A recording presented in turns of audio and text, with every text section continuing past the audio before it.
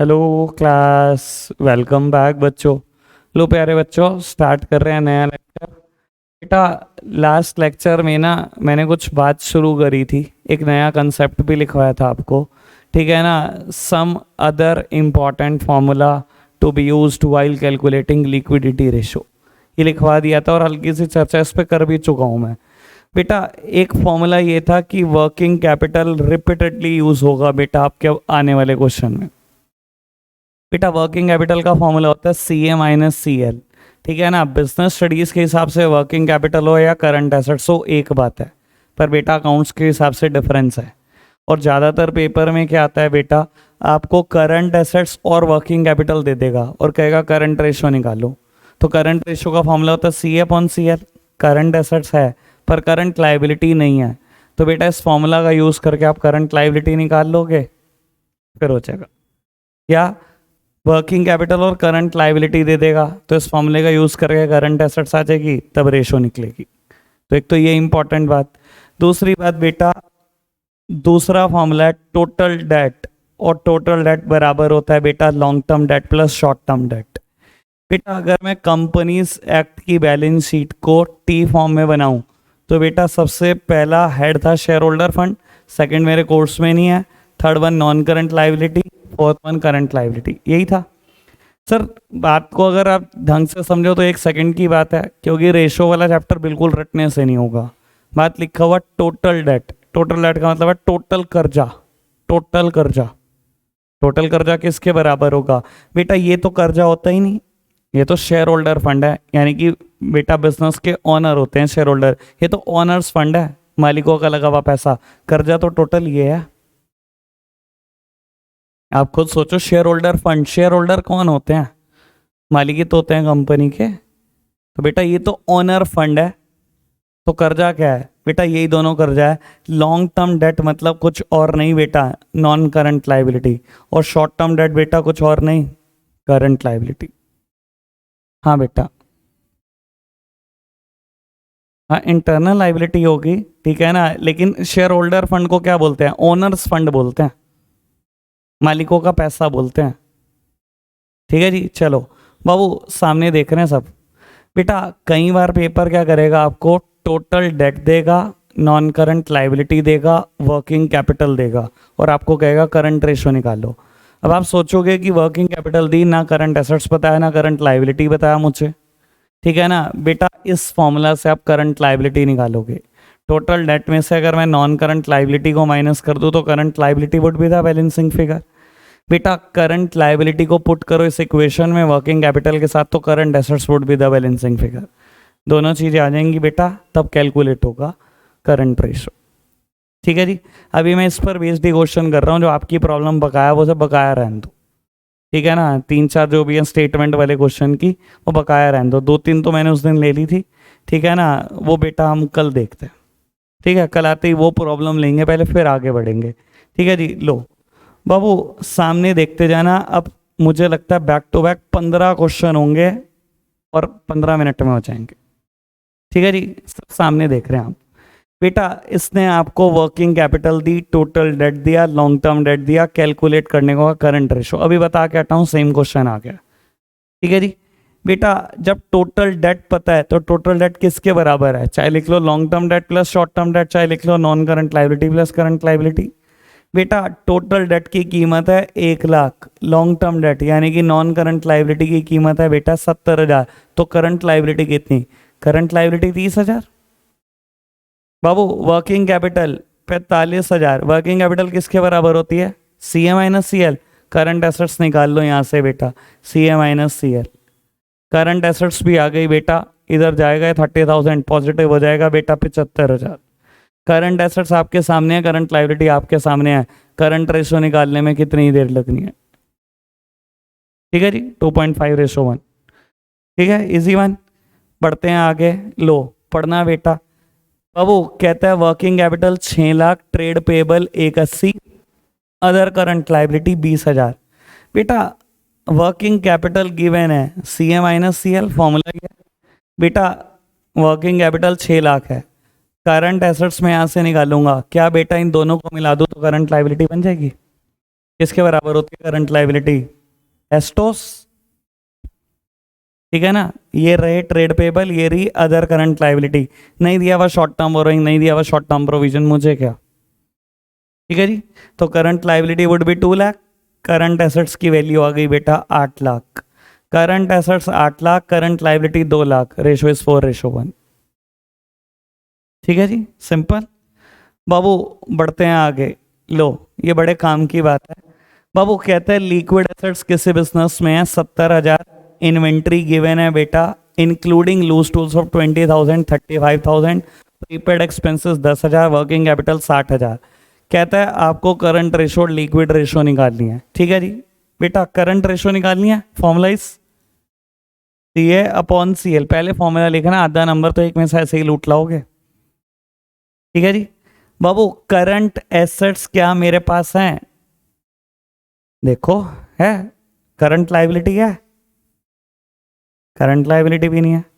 बाबू कोई दिक्कत नहीं, फंसे नहीं है हम। लिक्विड एसेट्स का फॉर्मूला पता है आपको? लिक्विड एसेट्स का फॉर्मूला क्या होता था? अगर करंट एसेट्स में से इन्वेंट्री और प्रीपेड एक्सपेंसेस लेस हो तो लिक्विड एसेट्स बनती थी। पर बेटा ध्यान रखना, इस ये वो इन्वेंट्री है जिसमें लूज टूल्स बिल्कुल ना हो। याद है ना, लूज टूल्स नहीं लेता मैं इस पूरे चैप्टर में इन्वेंट्री में। बेटा लिक्विड एसेट्स क्वेश्चन ने गिवन दी आपको 75,000, मैं करंट एसेट्स निकाल रहा हूँ। इन्वेंट्री गिवन है 35, लेकिन बेटा 20 हटा दो लूज टूल्स के, मतलब बेटा 15,000 माइनस कर दो प्रीपेड 10,000। ये 25,000 जब इधर चले जाएंगे पॉजिटिव हो जाएंगे, यानी कि current assets would be 1 lakh. एक चीज आ गई, करंट एसेट्स। बाबू करंट लायबिलिटी भी आ जाएगी। कैसे आएगी? वर्किंग कैपिटल गिवन है, working capital is equals to current assets minus current liability. तो करंट लायबिलिटी बेटा आ गई 40,000। बाबू यानी कि ये रेशो आ गई 2.5:1। ये तो आ गई current ratio. Liquid ratio 1 minute का काम, ये रही liquid assets divided by current liability, अभी निकाली 40,000। ठीक है जी, बढ़े यहाँ आगे। चलो तो पुत्र, जिस पे टाइम लगाना है उस पे लगा दिया जाएगा। वैसे तो सारे क्वेश्चन अभी तक मैं कर ही रहा हूँ, ठीक है ना, जो छोड़ूंगा बता दूंगा। कह रहा है आपको calculate the current ratio from the following. देख लेना एक बार ढंग से। वर्किंग कैपिटल कितनी है? 36। करंट एसेट्स कितनी है? 840। इन्वेंट्री देता है अलग से 4 lakh, including loose tools of 1,05,000। मुझे एक बात बताओ बेटा, करंट एसेट्स में क्या इन्वेंट्री नहीं होगी? करंट एसेट्स बनी किससे मिलकर है? सिट-सी-एस-ओ। क्या इन्वेंट्री अलग से इसने दे दी बेटा, तो मैं क्या करूं? मेरी तो करंट एसेट जब इसने दी उसमें तो 6 की 6 चीजें हैं, ठीक है ना। लेकिन बेटा बी वेरी केयरफुल, अगर ये इन्वेंट्री इसके अंदर शामिल है तो बेटा लूज टूल्स भी शामिल होंगे। यानी कि इस चैप्टर के लिए करंट एसेट्स कितनी है? 840 माइनस 105, यानी कि बेटा 7,35,000। मुझे लूज टूल्स तो नहीं चाहिए ना इस चैप्टर में करंट एसेट्स में, तो मैंने बाहर निकाल दिया। Current assets would B 7,35,000। बस अब तो फॉर्मूला लगा लो, अब तो कुछ है ही नहीं बेटा। अगर मैं फॉर्मूला लगा लूंगा, ये 630 है, करंट एसेट्स 7,35,000 है, तो करंट लायबिलिटी कितनी? 1,05,000। 10 डिवाइडेड बाय दिस 7:1 आ जाएगा। ठीक है जी, मैथ्स वाले बच्चों को तो ऐसा लग रहा होगा, क्योंकि उनको बहुत सारे वेरिएबल पहले से निकालने की आदत है, तो उनको लग रहा होगा क्या मजाक मजाक खेल रहे हो ये। ठीक है जी, चलो लो देखते चलो सामने। बाबू कहता है, अड़िया भाई एक सेकेंड। बाबू कहता है a firm had a current assets of 2 lakh, it then paid a current liability of 40,000. After this payment, the current ratio would be 2:1. Determine the size of current liability and the working capital after the payment. Also determine the size of these two items before the payment was made. इधर देखना, अब current ratio का formula क्या होता है? CA/CL। बेटा कहता है किसी फर्म की करंट एसेट्स 2 लाख थी, बाद में उसने करंट लायबिलिटी पे कर दी 40,000 की, और पेमेंट करने के बाद आपकी करंट रेशो गई 2:1। ठीक है जी, यानी कि कुल मिला के पूरी बात में ये है कि बेटा कहीं पर भी मुझे करंट लाइबिलिटी पता तो नहीं है ना, मैं करंट लाइबिलिटी को एक्स मान लूँ। मेरी तरफ देखना बाबू, करंट एसेट्स 2 लाख हैं, करंट लाइबिलिटी को मैंने एक्स मान लिया, ठीक है जी। इसने बोला इसमें से जब आपने 40,000 की पेमेंट कर दी, करंट एसेट्स 2 लाख थी, इसमें से आपने करंट लाइबिलिटी की 40,000 की पेमेंट कर दी, तो ये रेशो 2:1 हो गई। जब मैंने 40,000 की पेमेंट करी करंट लाइबिलिटी की, खुद सोचना क्या बेटा 40,000 रुपये से करंट लाइबिलिटी कम हो जाएगी जब मैं पेमेंट करूंगा? 40,000 से कैश भी कम हो जाएगा जब मैं पेमेंट करूंगा। कहता है 40,000 की पेमेंट करने के बाद ये रेशो 2:1 हो गई। यही है ना मतलब? ठीक है, समझ में आ रही है बात? प्रेरणा ठीक है? चलो बाबू, क्रॉस मल्टीप्लीकेशन ही करना है, कुछ है थोड़ी। 2x minus 80,000 is equals to 160। ये 160 इधर 80 आएगा, प्लस हो जाएगा 240, 2 से डिवाइड करोगे बेटा, x वुड बी 120। यानी कि बेटा जो करंट लाइबिलिटी को मैंने x मानना था वो 1,20,000 आ गई। अब सुनना, इसने बोला size of current liability and working capital after the payment. भाई ये x की वैल्यू आई है, x में पेमेंट नहीं हुई है 40,000 की। इसने कहा आफ्टर द पेमेंट बता दो करंट लाइबिलिटी और वर्किंग कैपिटल, और बी पार्ट में कहता है यही दोनों आइटम बता दो बिफोर द पेमेंट। ठीक है जी, तो भाई before the payment current liability is 120, जो मैंने अभी निकाला x की वैल्यू। वो पेमेंट करने के बाद थोड़ी आई है, वो तो पेमेंट से पहले आ गई है ना। ठीक है ना जी बाबू। वर्किंग कैपिटल कितनी आएगी? CA minus CL। Working capital थी, सॉरी वर्किंग कैपिटल कितनी आएगी? CA minus CL। Current assets कितनी थी before the payment? 2 lakh. 2 lakh minus 120 it is 80,000। कोई दिक्कत तो नहीं है, तो बी पार्ट का आंसर आ गया। ए पार्ट बेटा, इसने बोला पेमेंट के बाद करंट लाइबिलिटी कितनी? भाई ये 1,20 है, 40 की पेमेंट करी, तो पेमेंट के बाद करंट लाइबिलिटी कितनी? 80। ठीक है जी। वर्किंग कैपिटल कितनी? फॉर्मूला क्या होता है? CA minus CL। बेटा पेमेंट के बाद CA कितना होगा? 160। भाई 2 लाख का तो था, कहता 40,000 की पेमेंट करी, तो पेमेंट के बाद ही तो देखूंगा सब कुछ। 160 माइनस 80, वर्किंग कैपिटल भी कितनी आती? 80। Simple, easy. वर्किंग कैपिटल में क्योंकि जितना करंट एसेट्स कम हुई उतनी करंट लाइबिलिटी कम हुई, इफेक्ट कैसे पड़ेगा? तो मैथ्स की बच्ची है, तेरे को तो ये बात भी नहीं बोलनी चाहिए, शर्म आएगी मुझे तो बताते हुए तुझे। बताऊं क्या डिटेल में मैथ्स के हिसाब से? मेरी अच्छी है, ठीक ठाक है, समझा ही दूंगा तुझे मैथ्स की भाषा में भी 2-4 बातें। चलो टाइम बचा तो पक्का बताऊंगा तुझे। बाबू किसी फर्म की करंट लाइबिलिटी है 3.5 लाख, करंट एसेट्स है 3:1, एसेट टेस्ट रेशो है 1.75:1। Calculate the value of current assets, liquid assets, inventory. बेटा एक पार्ट मैं करूंगा, अब मैं ये दोनों छोड़ दूंगा, ठीक है ना, क्योंकि लगभग सेम बात है, कुछ मुश्किल नहीं है। भाई करंट रेशो दे रखी है 3:1, करंट रेशो का फॉर्मूला क्या है? CA/CL। CL दे रखा है बेटा 350, करंट एसेट्स आ गई 1050। कोई दिक्कत? पहली बात ये हो गई। एसिड टेस्ट रेशो किसका दूसरा नाम है? लिक्विड रेशो का ही। बेटा लिक्विड रेशो है 1.75:1। क्या फॉर्मूला होता है? Liquid assets upon current liability कितनी दे रखी है? 3.5 लाख। क्रॉस मल्टीप्लीकेशन करना बेटा, लिक्विड एसेट्स की वैल्यू आ गई 6,12,500। कोई दिक्कत तो नहीं? बात ओके। दूसरी बात भी आ गई, कहता है इन्वेंट्रीज बता दो। बेटा एक फॉर्मूला होता था लिक्विड एसेट्स का, current assets minus inventory minus prepaid. अगर प्रीपेड नहीं दिया हुआ क्वेश्चन में तो उसको 0 मान सकते हो। 0 मान लिया। लिक्विड एसेट्स की वैल्यू 6,12,500, करंट एसेट्स की वैल्यू 10,50, इन्वेंट्री 1 सेकेंड से पहले आंसर। ठीक है जी। बी और सी पार्ट भी कुछ ऐसे सही हैं, छोड़ दिए मैंने। कुछ आप भी करो, सब मैं ही थोड़ी करूंगा। लो जी पढ़ो, ये भी पढ़ो। 15 क्वेश्चन 15 मिनट के हैं। कहता है करंट लाइबिलिटी किसी कंपनी की 80,000 है, करंट रेशो है 2.5:1। Afterwards it purchase goods worth ₹220 on credit, calculate the current ratio after the purchase of goods. ठीक है जी बाबू, करंट रेशो कितनी दी हुई है? 2.5:1। क्या फॉर्मूला है? C A upon C L. Current assets कितनी आ गई बेटा? 2 लाख। कोई दिक्कत तो नहीं इस बात में? कहता है इसके बाद कंपनी ने 20,000 रुपए के गुड्स उधारे खरीद लिए। कहता है अब बता दो करंट रेशो कितनी हो गई। अच्छा एक बात बताओ, जब करंट एसेट्स मेरे पास आया, करंट लाइबिलिटी मेरे पास है, अगर अब आपने उधार के गुड्स खरीदे, क्या होगा? किन दो चीज़ों पे इम्पैक्ट पड़ेगा? इन्वेंट्री बढ़ जाएगी जब मैं उधार के गुड्स खरीदूंगा, प्लस क्रेडिटर भी बढ़ जाएंगे, दोनों पे 20-20 हज़ार का फर्क पड़ेगा। यानी कि करंट रेशो आएगी कितनी? 2,20,000 अपॉन 1 लाख, यानी कि बेटा 2.2:1। इजी।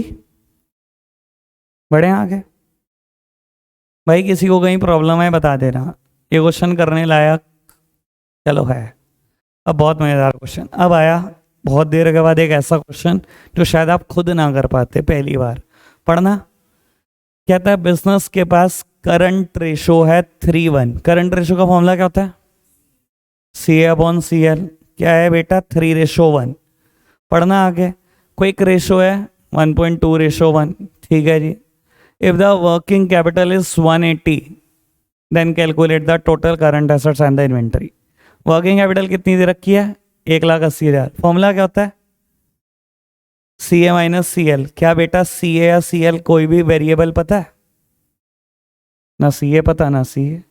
अब क्या? देखो मैं कॉम्प्लिकेट नहीं, मैं बहुत आसान कर देता हूँ। मैं बहुत मतलब हद से ज़्यादा आसान। ठीक है ना? अब मुझे नहीं पता, एक्स मानने वाले भी बहुत होंगे यहाँ पे। ठीक है ना जी, मैथ्स वाले बच्चे। भाई मैं एक्स से भी सिंपल कर देता हूँ, एक्स वैसे भी बड़ा कॉम्प्लिकेटेड हो सकता है। लो बेटा, बाबू कहता है करंट रेशो 3:1 है।